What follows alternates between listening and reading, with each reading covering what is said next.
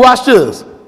Verse 5. He says, and ye have forgotten the exhortation which speaketh unto you as unto children.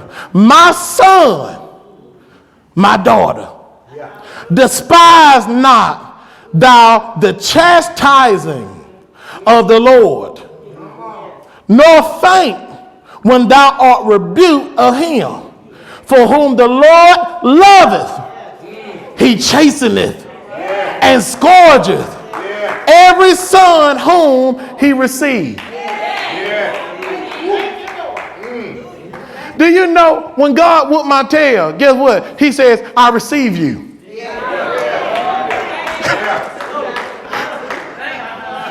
When he whooped me, he says, I took you in. When I feel convicted, he said, you my son, I love you. That's good. I want you to stay right there until you learn your lesson. You know, this is why we have to understand, this is how the world gonna come in. When the church start acting sedity, when the folks that have positions and the people so spiritual start understanding and start telling folks, hey, I got issues too. Just because you drink and you smoke weed, I might not be smoking weed, I might not be drinking, I might not be laying up, but I'm going to tell you right now, I got issues. And God convicts me of my issues to get me back in line. Do you know what chastise means? Chastise means a butt whooping. But it also means great misfortune. Have you ever had a week it seemed like nothing ain't going right? That whole week, nothing ain't going right. You try to do this, you try to do that. Oh, Lord, what's going on? Nothing ain't going right. Well, have you sat down and you evaluated how you talk to that person? Have you evaluated how your thought pattern was? And this is what you got to understand. I'm going to say something. This is going to mess up every religious preacher's thoughts. It's going to tear them up. Well, I can't wait till you air it. You know what? God does not chastise through sickness.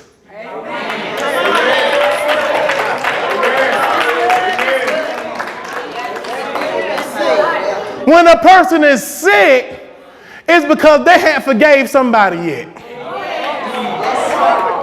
But when God is trying to get onto you, the chastisement of God, the chastening of God is conviction. The chastening of God is a feeling. It is not something that he physically, oh y'all.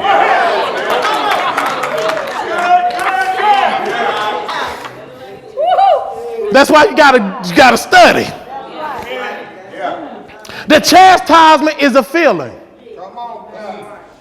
It's a feeling of conviction. It's a feeling of, Lord, I got to get myself right. That was wrong. It's a feeling of remorse. But also chastise means great misfortune.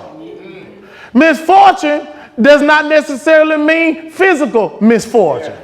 It means just something just don't feel right. Something just not going right. This ain't going the way I intended it to be. But then once you get back in line with God, once that season is over, and I'm going to tell you something about it. Look at somebody and say, one night.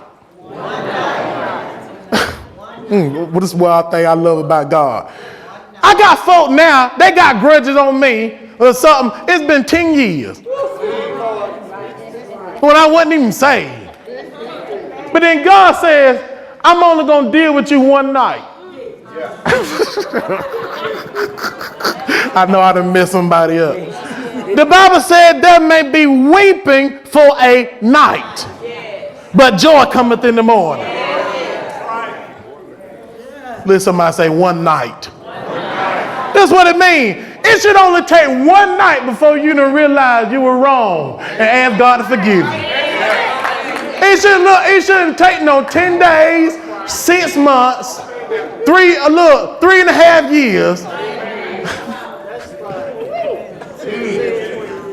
You only supposed to be one night. You only supposed to be weeping for one night. You know what God's telling you? You know what? You got folks looking at you. They want you to weep for 40 nights. This is what I love about God. Is they want you to weep for 40 nights. Say, God ain't through with you 40 nights. Then preacher tell you, 3.5 days, because that's for the Trinity. That's when Jesus rose up, 3.5 days. No, but God said one night. He says, I want you to cry one night, get it out you one night, and then guess what? In the morning, dry your face up, because that's not what God intended you to be. He ain't intended you to have a pity party those 7 nights, no 10 nights, no 7 years. Get up in the morning. Don't let somebody make you feel like you got to drown in your tears.